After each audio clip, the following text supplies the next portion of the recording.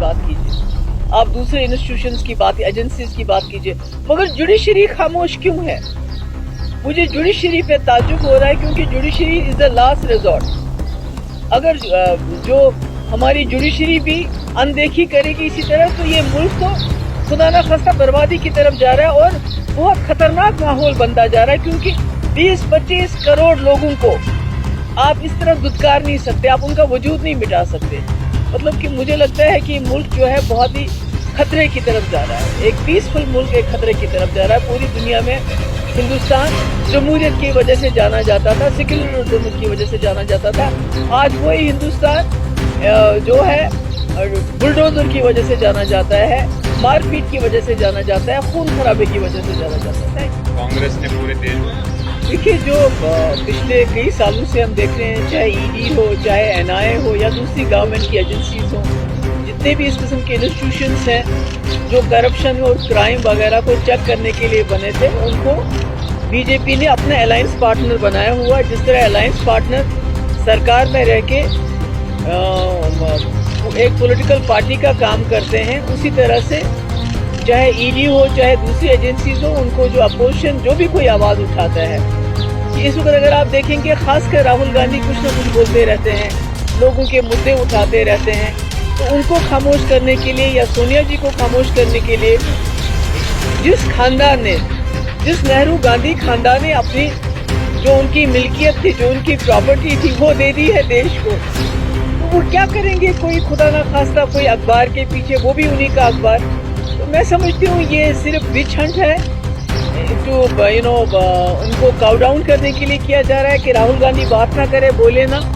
और इसी तरह से तमाम चाहे जितने भी आपके अपोजिशन के लीडर हैं, जितने भी स्टेट्स हैं, सब जगह अपोजिशन लीडर्स को ईडी के छापे पड़ते हैं, उनको तंग किया जाता है और उनके बाद उनको बीजेपी ज्वाइन करवाई जाती है। जब बीजेपी ज्वाइन करते हैं तो ईडी के छापे बंद हो जाते हैं। तो ये विच हंट नहीं है तो और क्या है? देखिए, जो हिंदुस्तान है ये पूरी दुनिया में माना जाता था भाईचारे के लिए, सेक्युलरिज्म के लिए, डेमोक्रेसी के लिए, मगर बीजेपी ने सबका बेड़ा गर्क कर दिया है। जिस तरह से वो 20-25 करोड़ लोगों को, माइनॉरिटीज को एलिनेट कर रही है, ना उनका कोई वकार नहीं है, उनकी कोई इज्जत नहीं है, उनके कपड़ों पे सवाल उठाए जाते हैं, उनके खाने पीने पे सवाल उठाए जाते हैं, और अगर वो आवाज़ उठाते हैं तो उनको गोली मार दी जाती है, उनको लिंच किया जाता है, और उसमें सरकार का पूरा हाथ होता है। तो मुझे लगता है कि जो ये मुल्क गांधी और नेहरू ने बनाया था, उसका बिल्कुल उलट कर रही है बीजेपी, और इसके अनफॉर्चुनेटली बहुत खतरनाक नताइज हो सकते हैं आने वाले वक्त में, क्योंकि 20-25 करोड़ लोगों को आप बेदखल नहीं कर सकते, आप उनका वजूद नहीं मिटा सकते। तो ये जो बच्ची है जिसके घर पे बुलडोजर चला, जिसके पहले वालिद को गिरफ्तार किया, फिर उसकी माँ और बहन को पकड़ के ले गए, फिर उसको और उसकी भाभी को कहा आप भी जेल में चलो, आपको भी कुछ काम है, वो नहीं गई। तो ये एक बदले की सियासत है जिसमें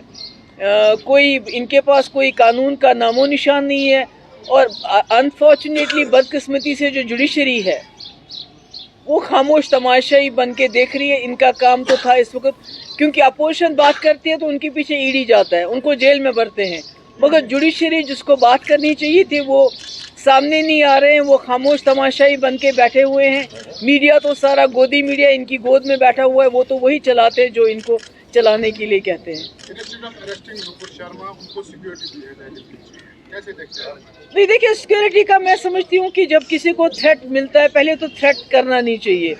तो उसमें सिक्योरिटी प्रोवाइड करना मैं नहीं समझती हूँ कोई ऐसी बात है। मगर उनकी गिरफ्तारी क्यों नहीं हो रही है? क्योंकि अगर आप कोई यहाँ मामूली सी बात करता है, ट्विटर पे ट्वीट करता है, मैंने देखा कश्मीर में क्या हो रहा है,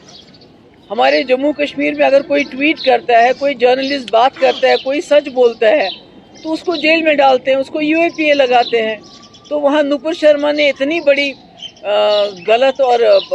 ख़तरनाक गलत बात कह दी, तो अभी तक उसके खिलाफ एक्शन नहीं हो रहा है, जबकि पूरे मुल्क में दंगे हो रहे हैं, उसके खिलाफ एक्शन नहीं हो रहा। और साथ में मुझे लगता है कि जो नुपुर शर्मा ने बात की, उसने ऐसे वैसे बात नहीं की,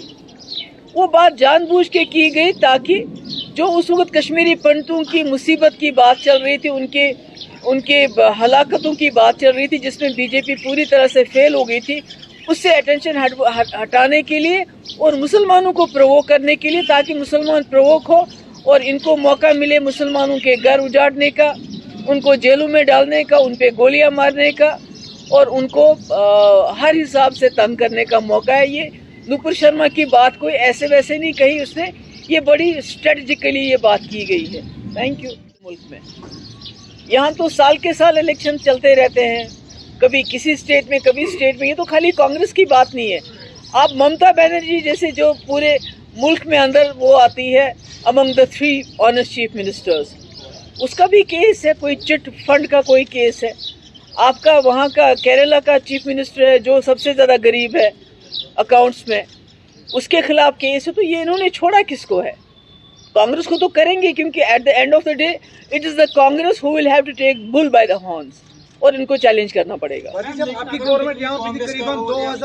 بس کوئی اور پالیسی ہی نہیں ہے، ڈنڈے کے بغیر، جیل کے بغیر، سختی کے بغیر بی جے پی کے پاس کوئی بھی پالیسی نہیں ہے جموں کشمیر کو ڈیل کرنے کی۔ اس لیے نوجوانوں کو جیلوں میں ڈالنا، ان کو باہر کے جیلوں میں لے جانا، ان کو تنگ کرنا، جرنلسٹ کو تنگ کرنا، اس کے بغیر تو ان کے پاس کوئی پالیسی نہیں ہے۔ But this policy is not working. آپ نے دیکھا کہ یہاں پڑھے لکھے نوجوان جو ہے اب خدا نہ خواستہ موت کو گلے لگا رہے ہیں، وہ بندوق اٹھا رہے ہیں، وہ ملیٹنٹ بن رہے ہیں، جبکہ ان کو پتہ ہے کہ کسی بھی دن ان کو موت آئے گی، مگر وہ دے فیل دیر از dignity in death rather than living an life with indignity. Thank you.